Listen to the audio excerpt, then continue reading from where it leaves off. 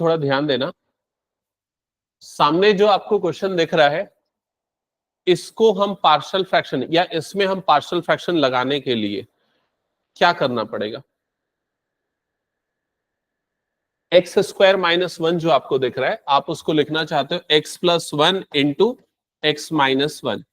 ऐसा लिख के क्या हम डायरेक्टली इसमें पार्शियल फ्रैक्शन लगा सकते हैं? यस और नो? नहीं, क्यों नहीं? नहीं लगा सकते, इसका जवाब सही है, नहीं लगा सकते। क्यों नहीं लगा सकते? मैंने एक बार बताया है ये चीज, एक छोटी सी चीज है। उसका रीजन क्या है पता है? पार्शियल फ्रैक्शन तभी लगता है जब न्यूमरेटर की डिग्री डिनोमिनेटर से छोटी हो। अगर ऐसा नहीं है तो पार्शियल फ्रैक्शन अप्लाई नहीं कर सकते। याद आया ना ये चीज? ठीक है, ध्यान रखना, ये जो एक्सेप्शनल वाले केसेस है ना, यही एक्सेप्शनल वाले केसेस एग्जाम में आते हैं। सीधे स्ट्रेट फॉरवर्ड वाले कभी नहीं पूछेगा वो।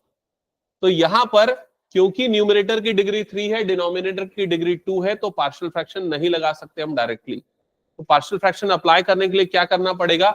डिवाइड करना पड़ेगा। लॉन्ग डिविजन याद है ना, हम लोग क्लास 10th में 9th में करते थे, या हट गया था शायद सिलेबस से, तो नहीं कर पाओगे लॉन्ग डिविजन भी, फिर तो वो मुश्किल जाएगा। तो अब क्या करें फिर, और क्या तरीका है? हाँ, मतलब ऐसा करना पड़ेगा कि डिनोमिनेटर की डिग्री कम हो जाए। तो डायरेक्टली तो कुछ दिख नहीं रहा है इसमें करते हुए। ठीक है, long division he I think इसमें अप्लाई करना एकमात्र ऑप्शन बच रहा है, या तो फिर कॉमन फैक्टर मेथड, जो भी न्यूमरेटर को फैक्टराइज करो। ठीक है, एक काम करते, लॉन्ग डिवीजन ही कर लेते हैं इसमें। तो यहां पर जो आपको टर्म दिख रहा है x cube plus x plus one, हाँ, इसको डिवाइड कर दो एक्स स्क्वायर माइनस वन से। एक्स स्क्वायर माइनस वन से कैसे होता था डिवाइड, याद करके बताओ। हाँ, नहीं याद है ये? नहीं याद है क्या? इसमें एक नंबर से मल्टीप्लाई करते थे, ऐसा नंबर लेते थे कि जिससे मल्टीप्लाई करने पे हमें ये वाली टर्म मिले। तो कौन सा नंबर कौन सा टर्म लेंगे? एक्स। तो यहाँ पर सबसे पहला टर्म क्या आएगा? एक्स। एक्स से अगर ये मल्टीप्लाई होगा तो ये नंबर क्या बन जाएगा? X cube. फिर एक्स से जब ये मल्टीप्लाई होगा तो क्या बन जाएगा यहाँ पर? Minus x. क्या ये समझ में आ गया? और फिर उसके बाद इसमें से इसे सब्सट्रैक्ट कर लेते थे। सब्सट्रैक्ट करेंगे तो ये नेगेटिव हो जाएगा, ये पॉजिटिव हो जाएगा, ये वाले दोनों टर्म्स कैंसल आउट हो जाएंगे, and finally you will get, क्या मिलेगा यहाँ पर? 2x प्लस वन। समझ में आएगा सबको ये चीज? Division, long division method. ठीक है, अब ये करने के बाद ये जो पूरा का पूरा फ्रैक्शन है, x cube plus x plus one divided by x square minus one, इसको हम मिक्स्ड फ्रैक्शन के फॉर्म में लिखेंगे। मिक्स फ्रैक्शन अगर समझ में नहीं आ रहा तो देखो मैं ये बताता हूं। मान लो 5/2 है, तो 5 को अगर 2 से डिवाइड करोगे तो क्या लिख सकते हैं? 2 प्लस 1/2, ऐसा लिख सकते हैं ना? ठीक है, तो यहां पर ये वाला पार्ट उसका क्या है? कोशेंट है। ये 1 क्या है? उसका रिमाइंडर। और 2 क्या है यहां पर? उसका डिवाइजर। ऐसा लिखते थे हम। अगर 5 को 2 से डिवाइड कर रहे हैं तो 2 2 जा 4 हो गया, यहां पर रिमाइंडर 1 आ गया, तो quotient plus remainder upon divisor. उसी तरीके से इसको लिख के बताओ क्या होगा? कोशेंट क्या है यहां पर? कोशेंट क्या है यहां पर? एक्स। एक्स प्लस रिमाइंडर क्या है यहां पर? 2x प्लस वन अपॉन डिवाइजर क्या है यहां पर? X square minus one. क्या ये समझ में है कैसे लिखना है इसको हमें? ठीक है, तो इस पूरे टर्म को हम ऐसा लिख सकते हैं। डन? ओके, अब इसके बाद इस पूरे एक्सप्रेशन ये कंप्लीट कर लो यहां तक, फिर मैं इसको इरेज करूंगा, आगे बताऊंगा।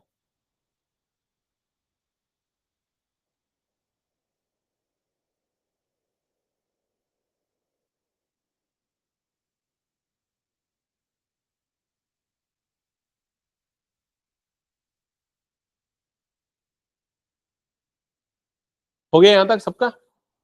चलो, अब इसके बाद ये जो पूरा का पूरा एक्सप्रेशन था इसको हम इस फॉर्मेट में लिख देते। तो यहां पर आ जाता है इंटीग्रेशन, ये पूरा टर्म, और इधर पे हो गया dx, that is equals to integration. इस पूरे की जगह पे मैंने लिख दिया x प्लस 2x प्लस one upon x square minus one bracket close, और इधर पे हो गया dx। ये चीज समझ में आ गई क्या किया मैंने? अब दोनों टर्म का अलग अलग इंटीग्रेशन करना है। एक बार x का हो जाएगा तो x dx आ जाएगा, plus integration 2x plus 1 upon x square minus 1 का करेंगे, इन दोनों का डिफरेंशिएशन अलग अलग करेंगे। यहां तक क्लियर हुआ सबको? अब x का इंटीग्रेशन क्या आ जाएगा यहां पर, एक्स स्क्वायर बाय 2। क्या ये क्लियर है? इस वाले पार्ट का इंटीग्रेशन कैसे करोगे? इस वाले पार्ट का, इस वाले पार्ट का इंटीग्रेशन करने के लिए या तो आप पार्शियल फ्रैक्शन लगाओ या बिना पार्शियल फ्रैक्शन के भी कर सकते हो। वो हर बार नहीं, इस क्वेश्चन में अप्लाई हो रहा है। कैसे बिना पार्शियल फ्रैक्शन के हो जाएगा? आप कर दो, इसको अलग कर दो, 2x अपॉन डिनोमिनेटर सेपरेट कर दो, तो इंटीग्रेशन 2x अपॉन डिनोमिनेटर मतलब कि क्या हो गया, एक्स स्क्वायर माइनस 1। समझ में आया? प्लस ये वाला टर्म मतलब कि 1 अपॉन डिनोमिनेटर मतलब कि ये वाला टर्म आ गया। क्या ये समझ में आया सभी को? अब ये आराम से इंटीग्रेट हो जाएगा। कैसे होगा इसका इंटीग्रेशन? सब्स्टिट्यूशन। ये वाले टर्म को क्या सब्स्टिट्यूट कर दो, t। तो यहां साइड में मैं करता हूं इसका सब्स्टिट्यूशन वाला पार्ट। मैंने एक्स स्क्वायर माइनस 1 को ले लिया t, डिफरेंशिएट करूंगा तो 2x आ जाएगा, इधर पे क्या आ जाएगा, dt बाय dx। ये इधर पे जाएगा तो 2x dx की वैल्यू रिप्लेस हो जाएगी dt से। समझ में आ रहा है? तो ये जो 2x dx है ये किससे रिप्लेस हो जाएगा, dt से। नीचे वाला पूरा टर्म किससे रिप्लेस हो जाएगा, t से। तो यहां पर ये पूरा का पूरा इंटीग्रल आ जाएगा, इंटीग्रेशन 1 अपॉन टी dt, और जिसका इंटीग्रेशन क्या हो जाता है, log t, 1 अपॉन टी का log t, और t की वैल्यू पुट कर दो। तो t की वैल्यू क्या पुट करेंगे, एक्स स्क्वायर माइनस 1, या जगह log mod x square minus 1, और इधर पे आए एक्स स्क्वायर बाय 2। क्या यहां तक किसी को कोई डाउट है तो पूछ लो। अब आखिरी आता है ये वाला पार्ट, इसका इंटीग्रेशन कैसे होगा? इसका डायरेक्ट फॉर्मूला है, इसका डायरेक्ट फॉर्मूला है कौन सा, integration 1 upon x square minus a square का। हाँ, किसको किसको याद है? किसी को याद नहीं? याद है बताओ। 1 upon 2a log x minus a upon x plus a, शायद वो ये देख लेना एक बार। 1 upon 2a log mod x minus a upon x plus a. ठीक है, ऊपर में प्लस माइनस का बस थोड़ा सा कंफ्यूजन होता है।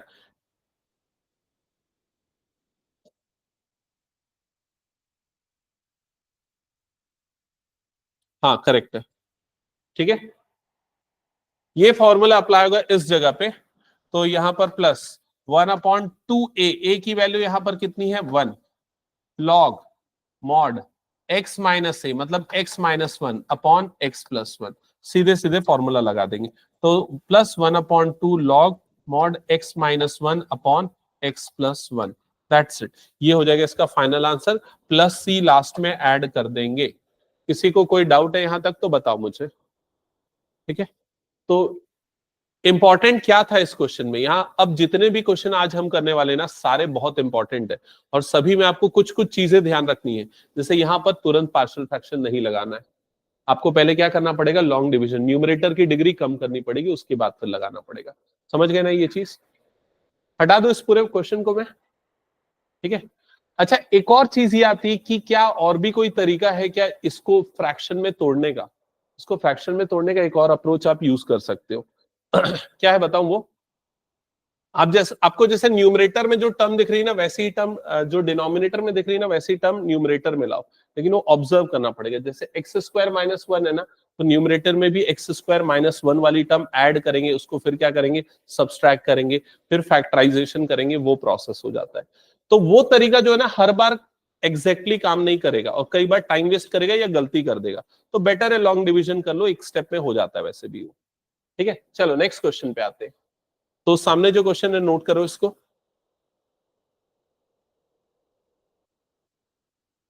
प्रवीण क्वेश्चन नोट करना है, नोट कर क्वेश्चन जल्दी।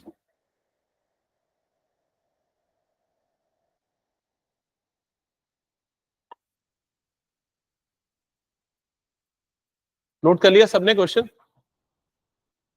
एक चीज के लिए केयरफुल रहना, जो डिनोमिनेटर में फैक्टर्स आपको दिख रहे हैं ना, मेक श्योर उसमें एक्स का कोफिशिएंट पॉजिटिव रहे। जैसे यहां पर एक्स का कोफिशिएंट क्या है, नेगेटिव, तो उसमें ना इंटीग्रेशन करते समय प्रॉब्लम जाती है। तो उसके लिए उसको पॉजिटिव बनाने के लिए क्या करना पड़ेगा, माइनस कॉमन निकालेंगे और उसको न्यूमरेटर में डाल देते हैं। तो उसको हम क्या लिख देंगे, -2 अपॉन एक्स माइनस वन हो जाएगा, और ये हो जाएगा एक्स स्क्वायर प्लस वन। और एक ऐसी हैबिट डालो, वेरिएबल वाली टर्म पहले लिखें अगर वो पॉजिटिव कोएफिशिएंट के साथ है, तो जैसे यहाँ पर हमने किया है। यहां तक हो गया सबका। अब पार्शियल फ्रैक्शन के 3 फॉर्म्स हमने पढ़े थे, ठीक है, सबको ध्यान में है। यहां पर कौन सा फॉर्म अप्लाई होगा, पहला वाला फॉर्म कब लगता है, जब तीनों के तीनों कौन से होते हैं, लीनियर होते हैं। ऐसा नहीं, यहाँ एक लीनियर है, दूसरा कौन सा है, क्वाड्रेटिक, ठीक है। दूसरा वाला फॉर्म कब लगता है, जब एक लीनियर हो और दूसरा कौन सा हो, क्वाड्रेटिक। समझ में आ रहा है। और तीसरा कब लगता है, लीनियर हो और उसमें स्क्वायर लग जाए, होल स्क्वायर लग जाए। तो अभी ये कौन सा फॉर्म लग रहा है, लीनियर और क्वाड्रेटिक का। तो लीनियर और क्वाड्रेटिक का फॉर्म क्या होता है, ए अपॉन लीनियर वाला फैक्टर, मतलब कि एक्स माइनस वन, प्लस इसके लिए कौन सा टर्म आ जाएगा, बी एक्स प्लस सी upon x square plus one. क्या ये समझ में है सबको, चेक कर लो। आपको ये फॉर्म ध्यान में रखने पड़ेंगे ना पार्शियल फ्रैक्शन के। इसके बाद का प्रोसेस तो पता है, एबीसी निकालना होता है। अप्लाई करो और एबीसी निकालो जल्दी से।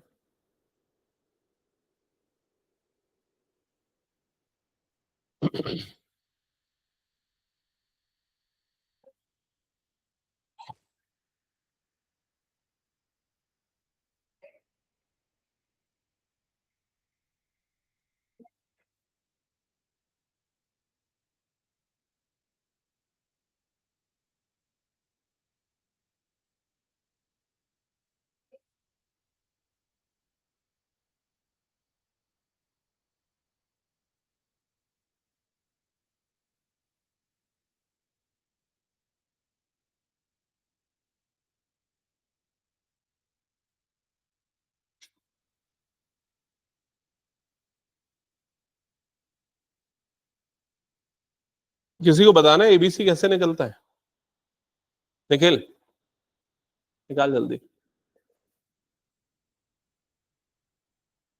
सेकेंड फॉर्म कैसे लगा वो समझ में नहीं आ रहा है, इधर पे देख ले। देख क्या होता है, कभी भी ऐसा रहता है ना, पी एक्स प्लस क्यू मान ले कोई भी है, अपॉन में x minus a, x minus b, x minus c. अगर मान ले ऐसे तेरे लीनियर फैक्टर लगते हैं, तो a upon x minus a plus B upon x minus c plus plus C upon x minus d, ये होता है फर्स्ट फॉर्म। समझ में आया क्या, पहली चीज बता। सेकेंड फॉर्म क्या होता है, मान ले कोई भी तेरे पास न्यूमरेटर में और डिनोमिनेटर में ऐसा आ रहा है, x minus a plus into में x square plus B x plus c, मतलब क्वाड्रेटिक फैक्टर आ गया, एक लीनियर फैक्टर आ गया, तो सेकेंड फॉर्म लग जाता है। सेकेंड फॉर्म में क्या करते हैं, a upon linear factor plus B x plus C upon quadratic factor. Quadratic factor मतलब ये वाला आएगा। समझ में आया क्या ये चीज, क्या ये क्लियर हुआ, ठीक है। तो इसलिए सेकेंड फॉर्म। थर्ड फॉर्म कब लगता है, जब मान लो ऐसा हो जाएगा, p x plus q upon x minus a into x minus B का होल स्क्वायर आ रहा है मान ले। तो होल स्क्वायर आ रहा है तो क्या होगा, A upon x minus A रहेगा, plus B upon x minus B रहेगा, प्लस सी अपॉन क्या हो जाएगा, एक्स माइनस बी का होल स्क्वायर आएगा। ये थर्ड फॉर्म। क्या ये क्लियर हो गया। अगर यहाँ क्यूब रहेगा तो क्या होगा, एक और ऐड हो जाएगा, प्लस पूरे का होल क्यूब आ जाएगा। क्लियर। तो अभी यहां पर क्यों लगा, क्योंकि क्वाड्रेटिक और एक लीनियर आ रहा है। और किसी को इसमें डाउट है तो देख लेना। एबीसी निकाला, किसी ने निकाला एबीसी, ए और सी निकल गया। और ए का वैल्यू, ए का वैल्यू -1 और बी का वैल्यू, सी का +1।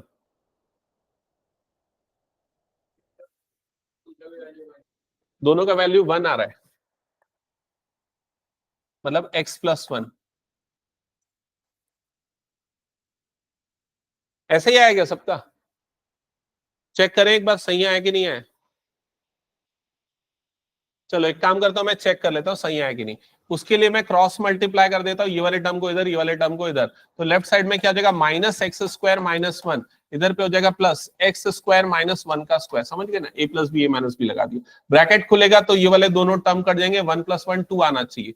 -2 आ रहा है, लेकिन यहाँ पर गलत आ रहा है, कुछ तो गड़बड़ आ रहा है।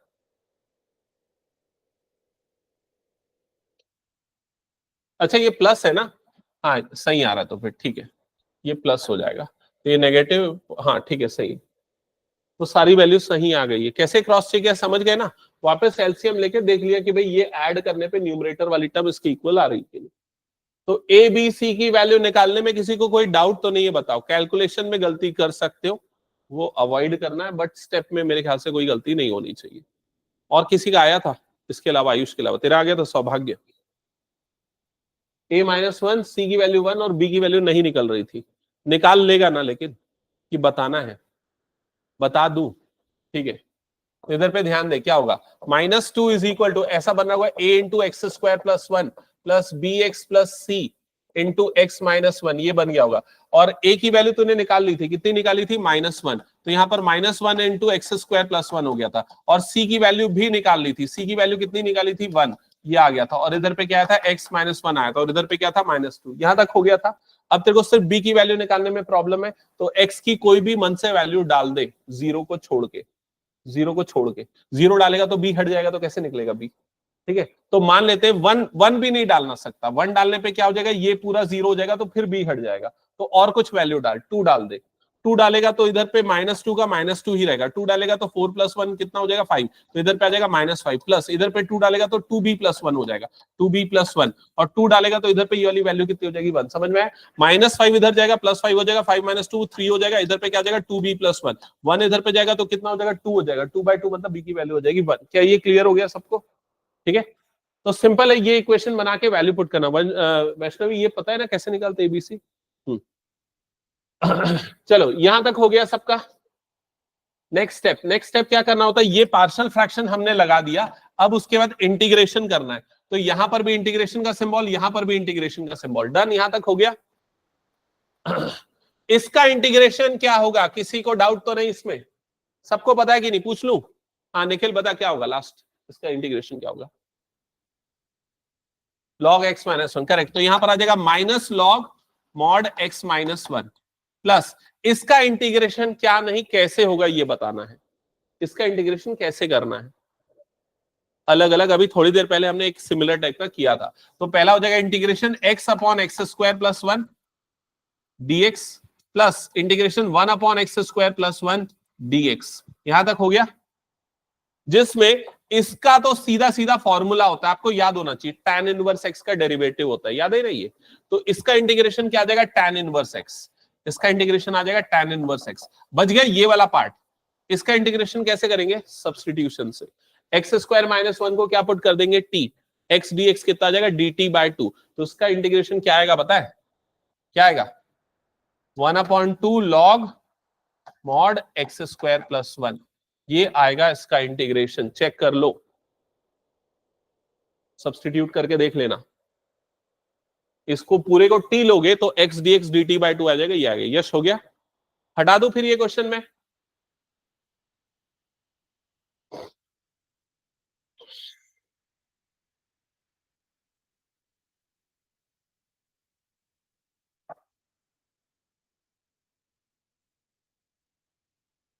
ये कौन सा नंबर का क्वेश्चन था? 13th था।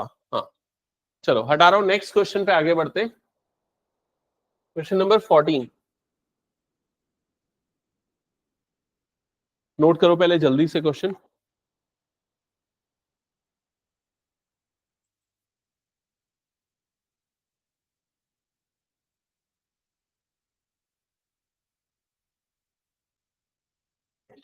वैसे इस क्वेश्चन को बिना पार्शियल फ्रैक्शन के सॉल्व करना ज्यादा बेटर होगा। बिना पार्शियल फ्रैक्शन के कैसे कर सकते हैं? सब्स्टिट्यूशन, सीधे सब्स्टिट्यूशन लगा के। सीधे सब्स्टिट्यूशन लगा के करने के लिए आपको सिर्फ क्या करना पड़ेगा पता है? x+2 मतलब पूरे डिनोमिनेटर को क्या लेना पड़ेगा? t। तो जब डिफरेंशिएट करोगे तो dx इज इक्वल टू क्या हो जाएगा? dt। ये क्लियर कैसे आएगा? ठीक है, अब ये नीचे वाला तो t हो गया, इधर dx dt हो गया, इस x को भी बदलना पड़ेगा, ये वाला x। तो यहां से आप x की वैल्यू निकाल लोगे तो x की वैल्यू क्या आ जाएगी? यहां से t-2। तो ये जो पूरा का पूरा इंटीग्रल है i is equal to integration, यहां पर आ जाएगा 3t-2 -1 अपॉन नीचे में आ जाएगा t² और इधर पे आ जाएगा dt। समझ में आया ना सबको क्या हुआ? इससे आसान ये हो जाता है कि भाई डिनोमिनेटर में एक ही टर्म है, अलग अलग कर लो, सीधे इंटीग्रेट कर लो। फटाफट सॉल्व करके मुझे आंसर बताओ क्या रहा है इसका, तुरंत। हार्डली ये 30-40 सेकेंड्स का क्वेश्चन है।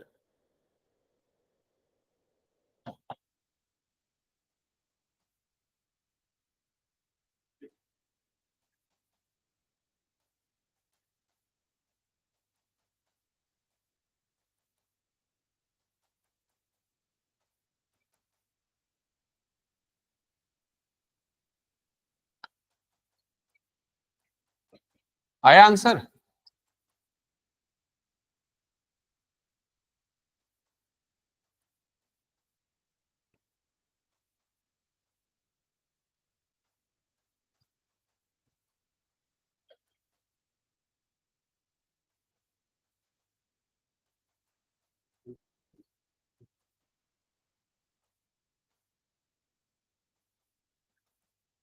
किसका किसका आ गया चेक कर लो, ऐसा आ रहा है क्या? हम्म,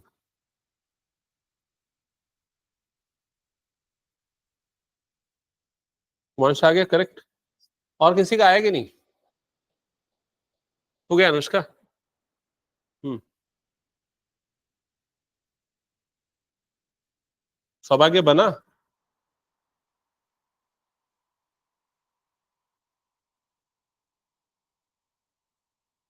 चलो नेक्स्ट क्वेश्चन, नेक्स्ट क्वेश्चन जल्दी से। इसमें तो प्योरली पार्शियल फ्रैक्शन लगाना पड़ेगा। स्टेप नंबर 1 क्या लग रहा है क्या होगा? पहले फैक्टर्स बनाने पड़ेंगे। फैक्टर्स 3 फैक्टर बन जाएंगे इसमें। कौन कौन से 3 फैक्टर बनेंगे? x² + 1, x+1 और x-1। चलो करो जल्दी से।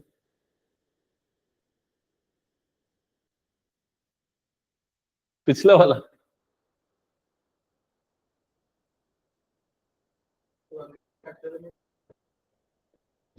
एक तो a² - b² लगाना पहले, तो x² का होल स्क्वायर -1 का स्क्वायर, है ना? तो a+b लगा देना, तो x² + 1 x² - 1। ये हो गया, हटा दो। देखो जिसको समझ में नहीं आया दोबारा मैं रिपीट कर रहा हूं, ध्यान से सुन लेना। यहां पर क्या करना है, स्टेप नंबर 1 ये करना है, 1/, इसको लिखना है x² का होल स्क्वायर -1 का स्क्वायर। a² - b² बन जाएगा, तो a+b × a-b। समझ गए ये? फिर उसके बाद फिर से क्या करोगे, x² - 1 में फिर से सेम प्रॉपर्टी लगा दोगे, तो क्या हो जाएगा, x+1 × x-1, और इधर पे क्या आ जाएगा, dx हो जाएगा। इस तरीके से कर सकते हो, ठीक है? अब पार्शियल फ्रैक्शन का कौन सा फॉर्म लगने वाला है देख लो यहां पर। थर्ड, ये सेकंड वाला लगेगा ना। ये 2 लीनियर फैक्टर आ गया और इधर पे कौन सा गया, क्वाड्रेटिक। मतलब क्या हो जाएगा, सबसे पहले a/x-1 plus b/x+1 plus c/cx+d/x² + 1। क्या ये समझ में आया सभी को क्या कर रहे हैं? और फिर उसके बाद ए बी सी डी की वैल्यू निकालनी है। चलो जल्दी करो कैलकुलेशन। हम्म, कौन सा वाले में?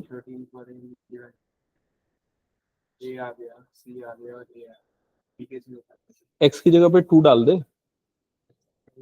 2 डालेगा तो ये 5a हो जाएगा, ये c हो जाएगा, ये 2 डालेगा तो 2b हो जाएगा। हाँ, ये c कैसे होगा, 2 - 1 1 1 × c। ठीक है, और a और b निकाल चुका था, पुट करना। मैं तो बताया था थोड़ी देर पहले निकाल के। हाँ, जल्दी करो कैलकुलेशन। प्रवीण सॉल्व करना है।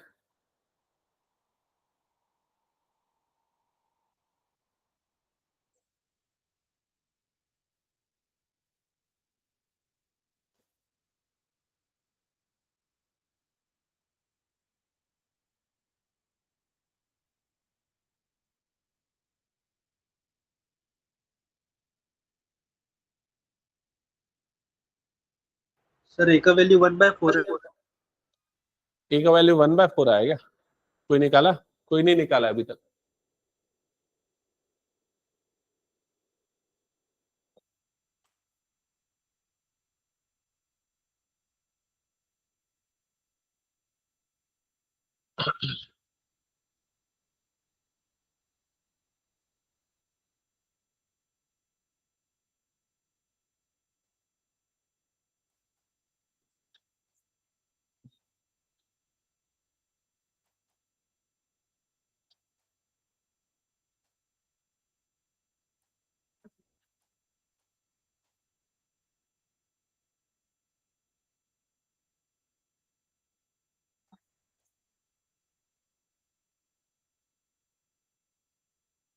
ऐसा इक्वेशन आया होगा, चेक कर लेना पहले तो।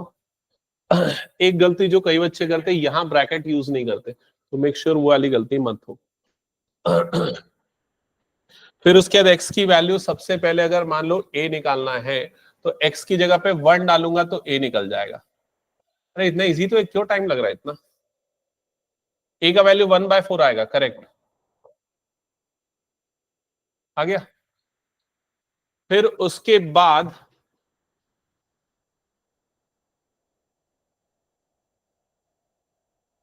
-1 डालने पे तो देखो भाई कुछ जीरो नहीं होगा।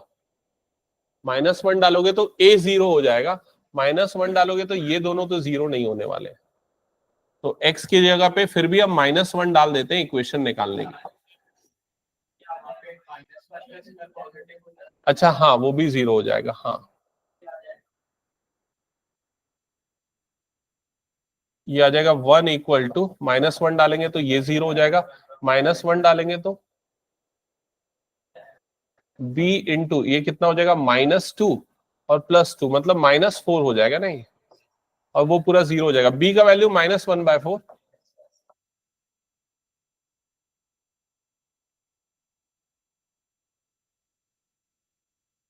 फिर x इक्वल टू 0 डाल दो, जिससे c वाला टर्म हट जाएगा और d मिल जाएगा। a और b तो निकल चुका है।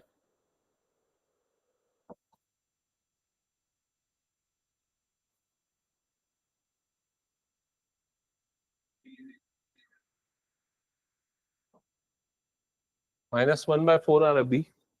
अच्छा d बोल रहा है।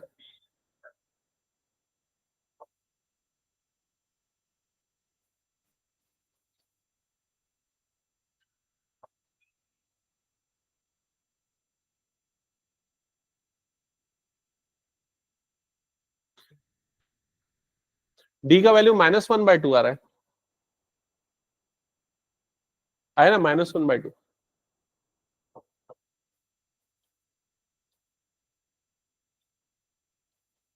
क्या ये आ गया, जल्दी बताओ मुझे।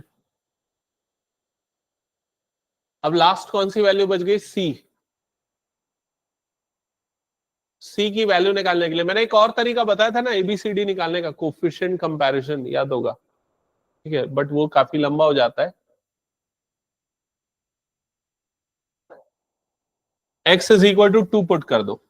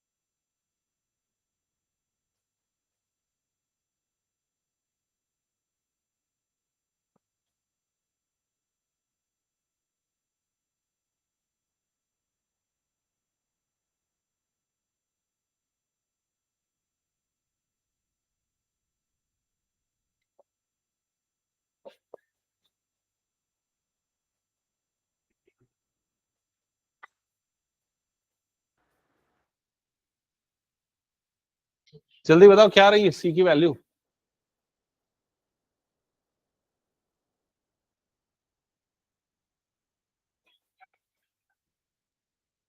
(15/4 - 5/4 + 6c - 3/2), तो हो जाएगा 10/4। 10/4 मतलब 5/2, 5/2 - 3/2 + 6c, तो इधर पे आ जाएगा 2/2 2/2 मतलब कि 1। सी का वैल्यू तो 0 आ रहा है मेरा, आया तेरा भी? हाँ ये 1 है।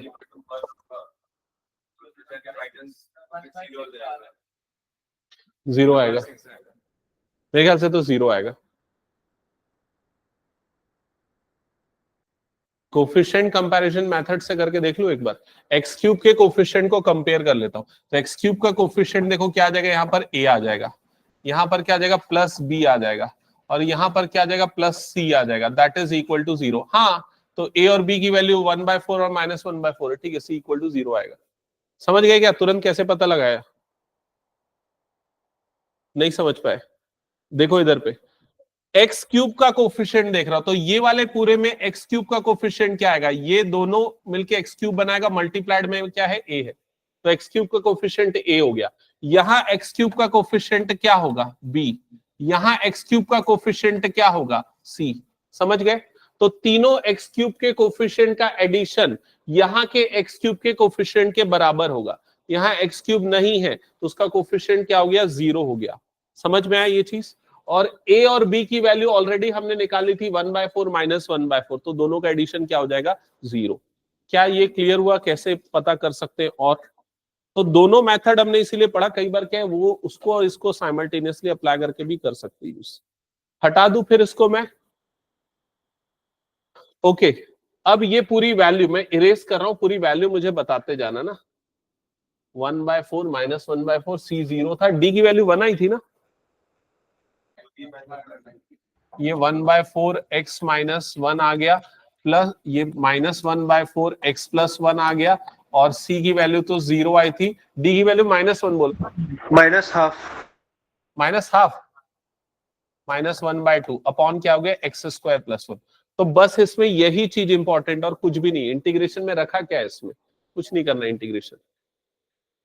ये इंटीग्रेशन करने जाओगे तो बताओ एक एक करके क्या होगा, इसका वाले का इंटीग्रेशन क्या हो जाएगा, 1/4 log x -1 -1/4 log x +1, और इधर पे -½ क्या होगा इसका इंटीग्रेशन?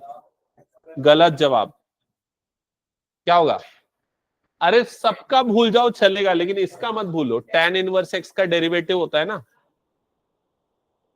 वो जब माइनस आ जाता है बीच में तब। तेरे को बुक दिया ना, उसमें से देख लेना कौन सा किसका होता है, ठीक है? तो इधर पे आ जाएगा tan इनवर्स x। क्या ये क्लियर हो गया सबको? जल्दी बताओ। इसमें ना लॉग की प्रॉपर्टी वगैरह लगा के और सिंप्लीफाई करके लिख सकते हो ना। 1/4 log क्या हो जाएगा, ये x -1 upon x +1 -1/2 tan inverse x + c, that's it. ये फाइनल आंसर है। तो अब बहुत सारे क्वेश्चन में कई बार क्या होता है, इंटीग्रेशन में कुछ नहीं है, खाली पार्शियल फ्रैक्शन का प्रोसेस है। हटा दो इसको फिर मैं। चलो नेक्स्ट क्वेश्चन पे आगे बढ़ते हैं। नेक्स्ट, इसका हिंट मैं इरेज कर रहा हूं क्योंकि पढ़ोगे तो फालतू के कंफ्यूज होगे, समझ में नहीं आएगा, तो इसलिए हिंट को मैं इरेज कर देता हूं, ठीक है? और सीधे सीधे क्वेश्चन को देखो। और ये वाला जो हिंट है, इस हिंट को यूज करके हम कई क्वेश्चन सॉल्व कर सकते हैं। तो यहां पर हिंट में ये लिखा था कि मल्टीप्लाई करो ऊपर और नीचे दोनों तरफ। किससे मल्टीप्लाई करो? x की पावर n-1 से। न्यूमरेटर और डिनोमिनेटर दोनों में x की पावर n-1 से मल्टीप्लाई करो। ऐसा करने से न्यूमरेटर में x की पावर n-1 इंटू dx हो जाएगा, और डिनोमिनेटर में ये वाली जो दोनों x की टर्म्स है, ये वाली दोनों टर्म्स, दोनों में पावर ऐड हो जाएंगी। तो x की पावर क्या बन जाएगा, n बच जाएगा, और इधर पे आ जाएगा x की पावर n +1 बन जाएगा। क्या यहां तक समझ में आया? फिर इसके बाद आपको क्या करना है, आपको सब्सटीट्यूट करना है। क्या सब्सटीट्यूट करना है? x की पावर n को सब्सटीट्यूट करना है t। अब देखो उसका डेरिवेटिव न्यूमरेटर में है, तो जब इसको डिफरेंशिएट करोगे तो क्या होगा इसका डिफरेंशिएशन, n x की power n-1 is equal to क्या हो जाएगा, dt/dx। करो ये 2-3 स्टेप यहां पर अप्लाई। प्रश्न भी नहीं है समझ में? देखो पहला स्टेप क्या है, ये जैसे क्वेश्चन x की पावर n + 1 है इंटू x है, तो यहां पर मैं सब्स्टिट्यूशन तुरंत नहीं कर सकता, तो पहले स्टेप में मैंने ऊपर और नीचे x की पावर n-1 से मल्टीप्लाई कर दिया। तो जब ये x की पावर n-1 और ये x मल्टीप्लाई होगा तो दोनों की पावर ऐड होगी, इसकी पावर में 1 है, इसकी पावर में n-1 है, तो +1 और -1 कट जाएगा, तो पावर में क्या बन जाएगा, x की पावर n बच जाएगा। समझ में आया? और ऊपर में x की पावर n-1 1 से मल्टीप्लाई हो, मतलब ये आ गया। अब देखो यहाँ दोनों टर्म्स में x की पावर n है, तो मैंने x की पावर n को सब्स्टिट्यूट कर दिया t। जब उसको डिफरेंशिएट करूंगा तो n सामने आ गया, x की power n-1 dt by dx। इसको क्रॉस मल्टीप्लाई करोगे तो n x की पावर n-1 dx की वैल्यू कितनी हो जाएगी, dt। समझ में आई ये चीज? इससे ये वाली वैल्यू निकाल लो तो x की पावर n-1 dx की वैल्यू हो जाएगी dt by n, dt by n। तो इस पूरी जगह पे dt बाय n आ जाएगा, n कांस्टेंट है, और यहां जहां जहां पर x की पावर n है उसकी जगह पे t डाल दो। बताओ क्या आएगा अब एक्सप्रेशन, 1 बाय, ये तो t से रिप्लेस कर रहे होगे ना, 1 by T into T plus 1, और इधर पे dt बाय n। यहां तक आया कि नहीं, बताओ सबका आगे यहां तक? फिर 1 बाय n को निकाल दो बाहर, 1 बाय n को निकाल दो बाहर, तो i is equal to 1 by n निकल गया बाहर, इंटीग्रेशन ये क्या हो जाएगा, 1 upon T under bracket t plus 1, और इधर पे क्या हो जाएगा dt। क्या ये समझ में आ गया सभी को?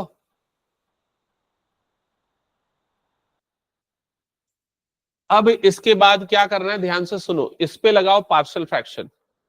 पार्शियल फ्रैक्शन जब लगाओगे तो हो जाएगा integration a upon T plus b upon T plus 1, और ये हो जाएगा dt। चेक करो यहां तक समझ में आया क्या, a upon T plus b upon T plus 1, done. Direct multiply करके फिर कैसे करोगे, टी स्क्वायर प्लस टी, तो उसका कोई फॉर्मूला नहीं है ना, फिर या तो कंप्लीटिंग द स्क्वायर करना पड़ेगा।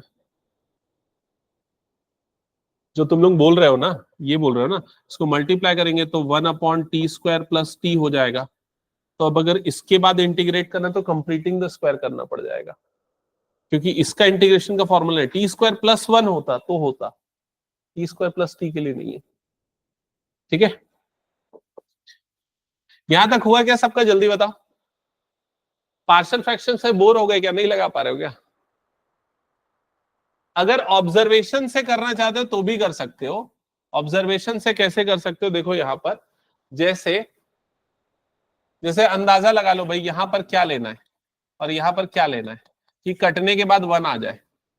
तो यहां पर मैं ले लेता हूं 1 और इधर पे ले लेता हूं -1। तो देखो ये t प्लस 1 इधर जाएगा तो क्या हो जाएगा t प्लस 1, ये इधर जाएगा तो क्या हो जाएगा -t, कटेगा तो क्या बन जाएगा 1 बन जाएगा। समझ में आ रहा है ये चीज?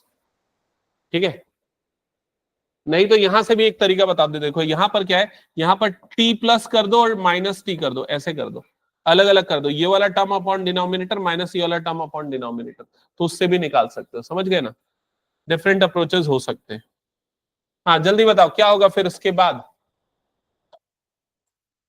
1 अपॉन n, इसका इंटीग्रेशन क्या हो जाएगा, log t, तो इधर पे आ गया log t, माइनस इसका इंटीग्रेशन क्या हो जाएगा log t प्लस 1।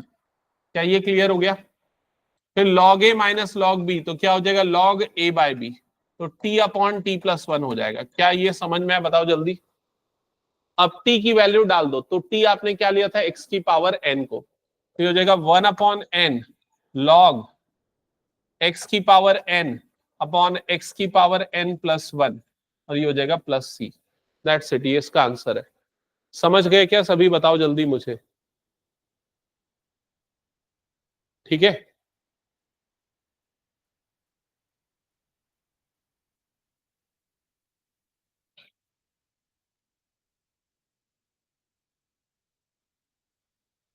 हटा दो क्या इसको।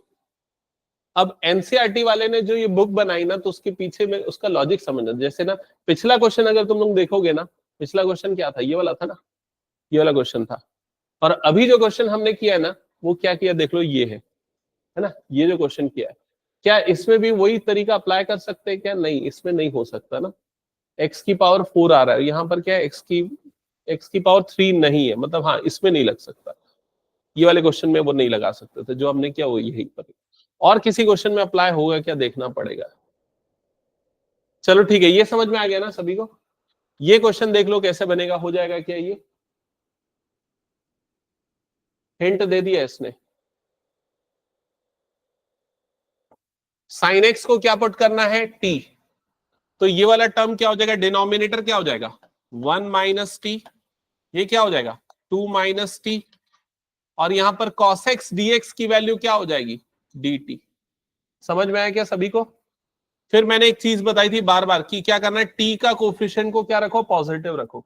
तो पॉजिटिव बनाने के लिए दोनों से माइनस निकल जाएगा, दोनों से माइनस निकलेगा तो ये क्या बन जाएगा? t माइनस 2, और ये क्या बन जाएगा? t माइनस 1, और इधर पे क्या आ जाएगा? dt। एक बार चेक करो, कंफर्म करो ये आया क्या समझ में? हो गया ये? अब इसमें पार्शियल फ्रैक्शन लगा दो, पार्शियल फ्रैक्शन लगाओगे तो क्या हो जाएगा? a upon t minus 2 plus b upon t minus 1, ऐसा कुछ आएगा।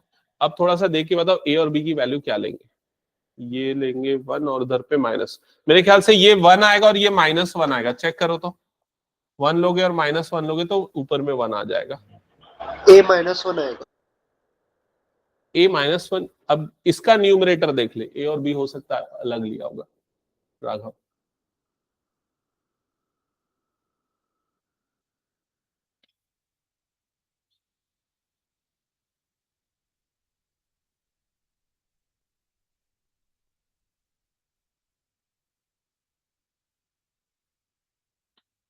वैष्णवी कुछ डाउट, ये कैसे है ये पूछ रहे हो? ये कैसा है ये वाला? उसके नीचे का क्लियर है पक्का? ये तो मैं ऐसे ऑब्जर्वेशन से निकाल लिया हूं, ठीक है। अंदाजा लगा के प्रैक्टिस करके तुम लोगों को कैसे सॉल्व करना है, लेकिन ए और बी लेके पूरा, इसको ए ले लेना और इसको प्लस क्या ले लेना? बी अपॉन ले लेना, फिर एलसीएम लेके वो टी की वैल्यू पुट करके, ठीक है। स्टार्टिंग में वैसा करना, फिर धीरे धीरे प्रैक्टिस हो जाएगी तो अंदाजा लगते जाएगा।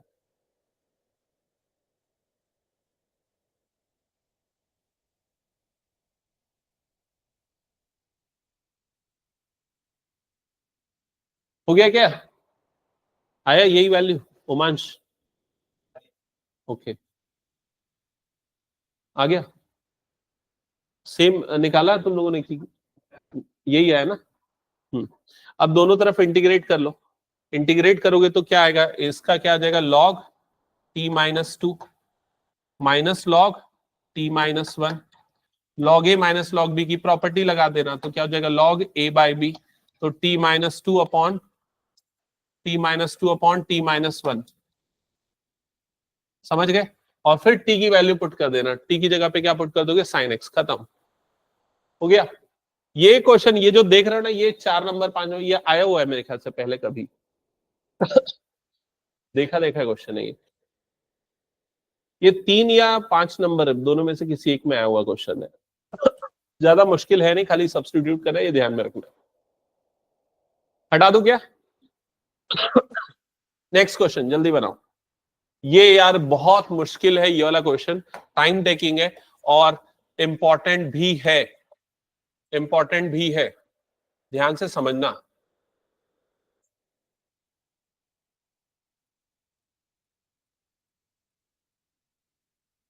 नोट करो इसको, इसको सॉल्व करना है साथ में। नोट कर लिया सबने?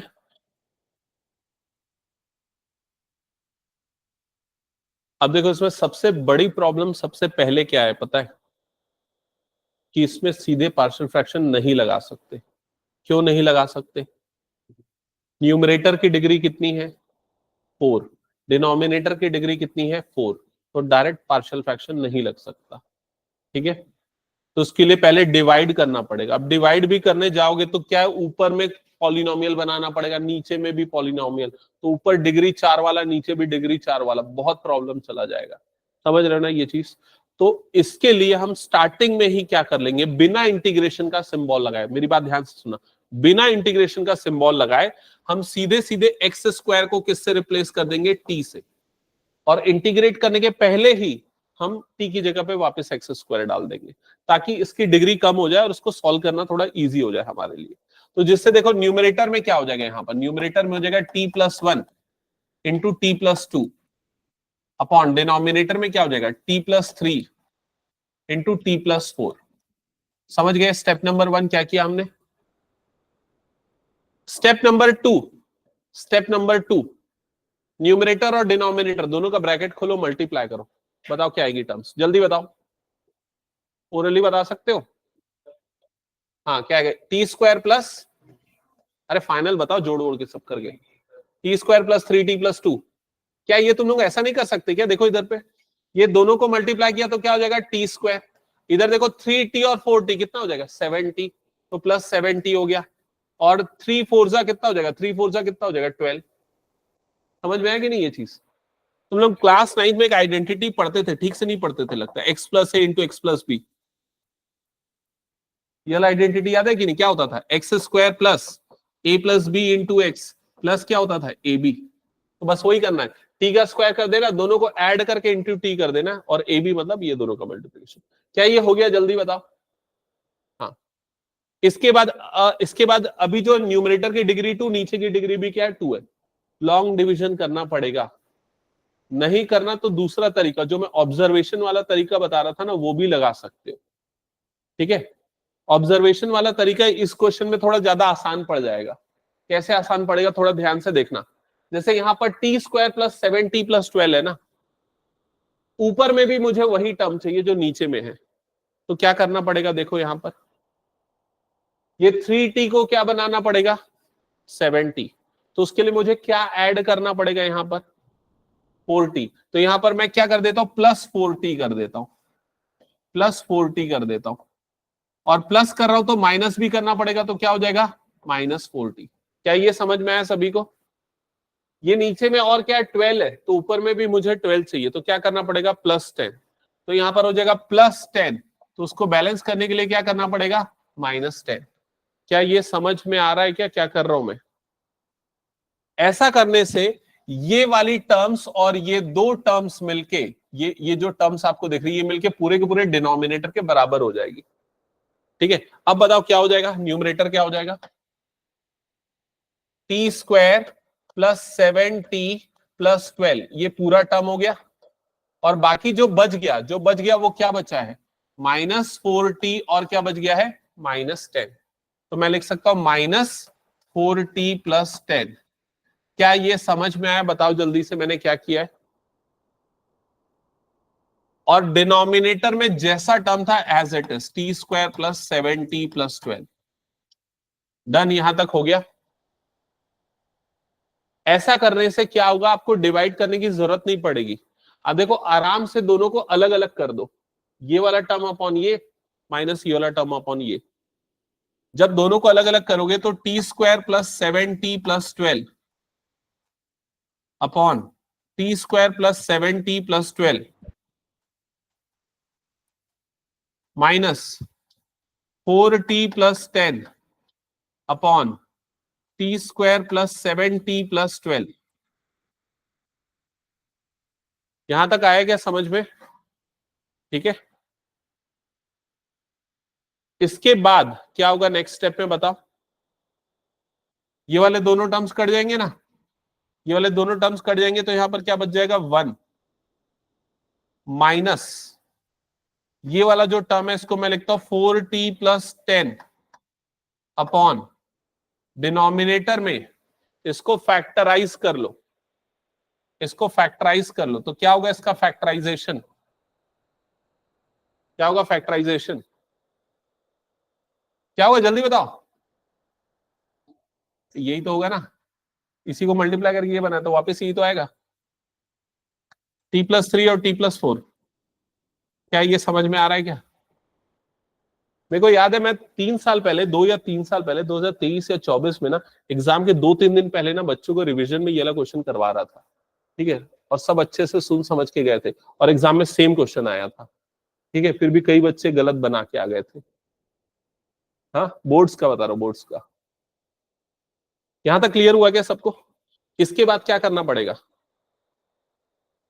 पार्शियल फ्रैक्शन, एलसीएम लेगा वापस ये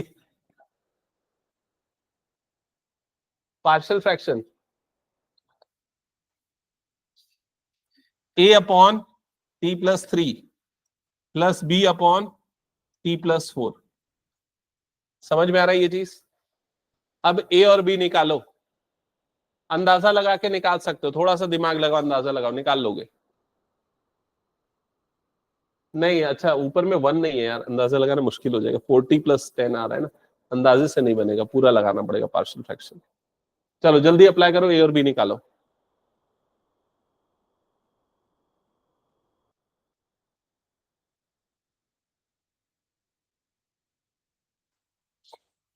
सर ये -2 आ रहा है।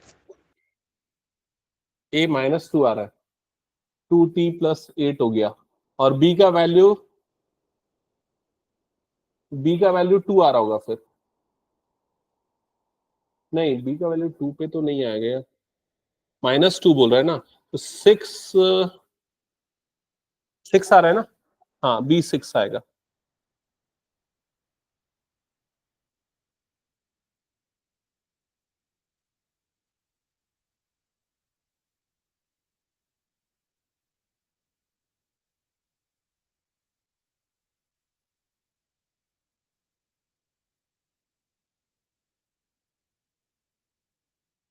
और किसी का है क्या? -2 और 6, बी प्लस 6 आ रहा होगा ना, तो प्लस माइनस की गलती है।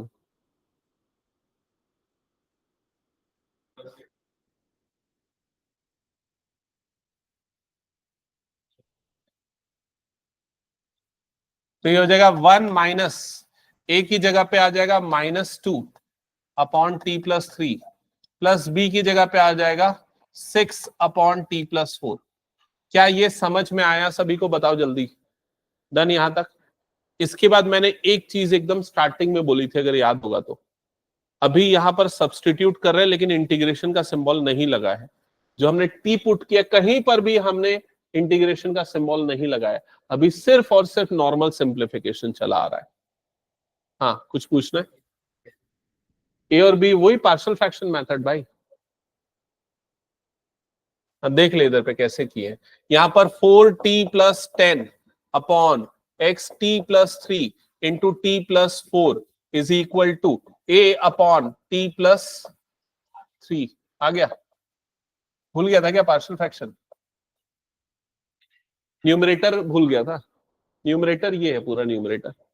ठीक है, हो गया सभी का यहां तक?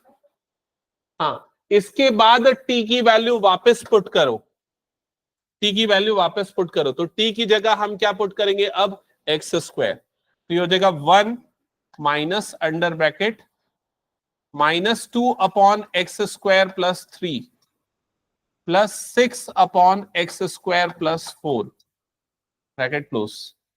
समझ में आई ये चीज? ओरिजिनल क्वेश्चन में यहां 4 टर्म हुआ करते थे, क्या थे वो चारों टर्म? बताओ तो एक बार।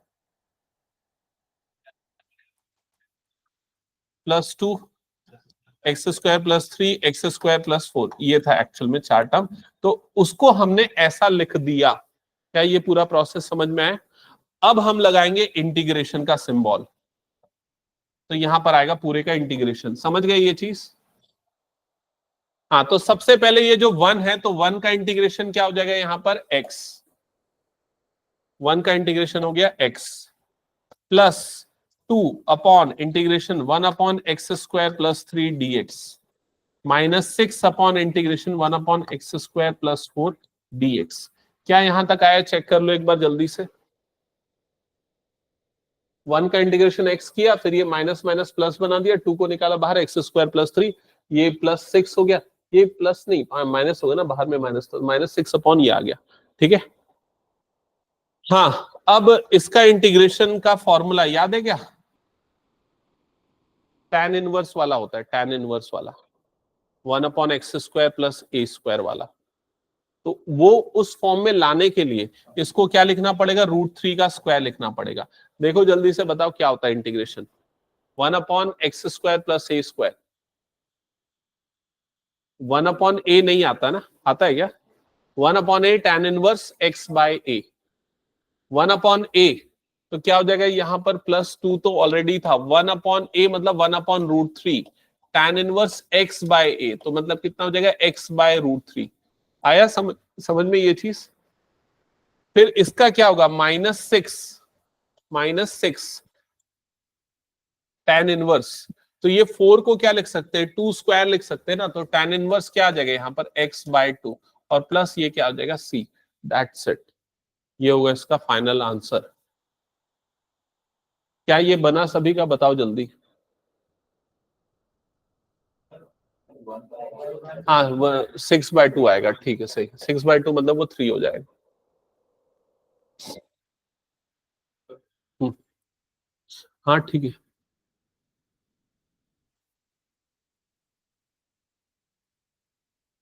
हो गया सभी का, हटा दूं।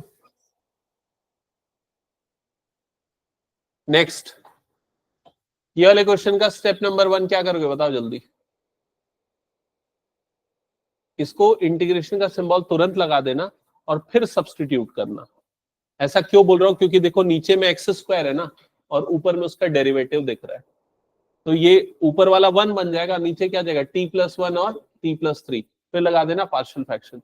क्या ये बन जाएगा, होमवर्क के लिए छोड़ू क्या, बताओ इसको। तो इसको नोट कर लो, होमवर्क। होमवर्क 2x/(x²+1) x² + 3 हटा दो। नेक्स्ट, हाँ ये क्वेश्चन एक्चुअली मैं बोल रहा था, ये क्वेश्चन जो वो मल्टीप्लाई करने वाला याद है, ये वाला भी आया था 1/x और क्या था x⁻n−1। मैं कंफ्यूज हो गया था, तो इसमें वो वाला ट्रिक लगाना। तो किससे मल्टीप्लाई करेंगे, ऊपर और नीचे, x⁻3 से। ऊपर और नीचे किससे करोगे, x⁻3 से, जिससे ऊपर x⁻3 बन जाएगा, नीचे x⁻4 इंटू x⁻4−1, और इधर पे क्या हो जाएगा dx। समझ में आया कि नहीं। फिर इसको t डालना, तो ये t-1 और t हो गया, और x³ वाला क्या हो जाएगा dt/4 हो जाएगा। समझ गए, कर लोगे ये, नोट करो, हिंट नोट कर लो, करना है तो, और फिर इसको सॉल्व करना। ये भी होमवर्क, अगली क्लास में होमवर्क चेक करूंगा सबका। अब तो हो गया ना सबका हाफ ईयरली, अब तो कम से कम ये सब प्रैक्टिस घर में करना बनता है। स्कूल भी नहीं है, छुट्टी है कई दिनों तक।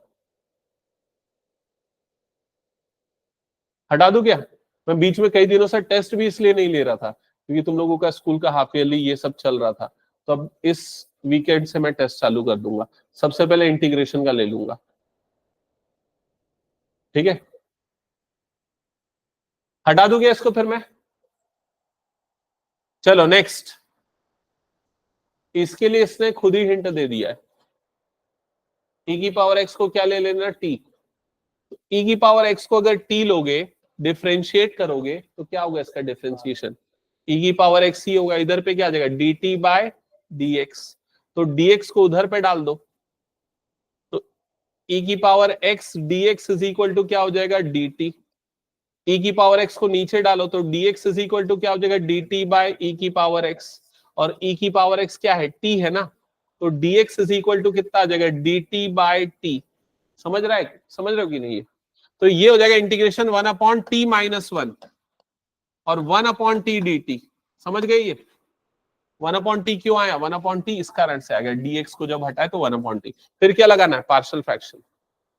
पार्शियल फ्रैक्शन कौन सा है, a/t-1 प्लस b/t, सिंपल।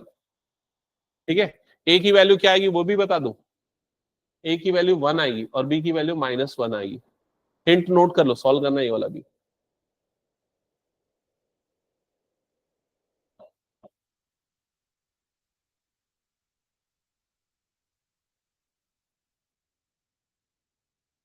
या नहीं करके आओगे तो फिर यही करवाऊं क्लास में, करके आओगे ना, यहाँ करके यहाँ कराऊंगा तो फिर स्लो हो जाएंगे हम लोग, ये प्रॉब्लम हो जाएगी।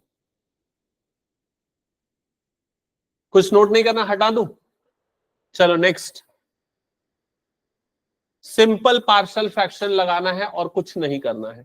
सिंपल पार्शियल फ्रैक्शन क्या हो जाएगा, a/x-1 plus b/x-2, that's it.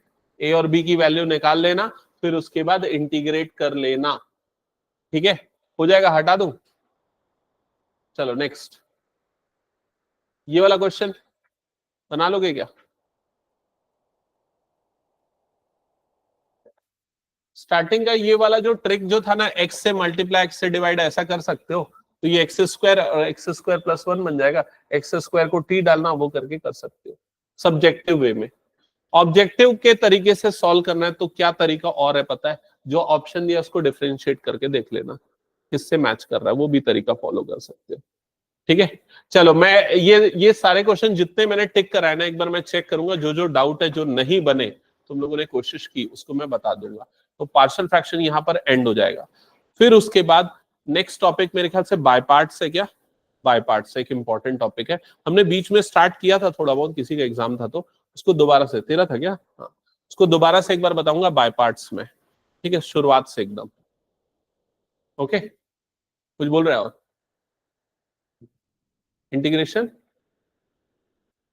हाँ उसके बाद मेरे ख्याल से इनडेफिनेट खत्म हो जाएगा और डेफिनेट स्टार्ट हो जाएगा। ठीक है,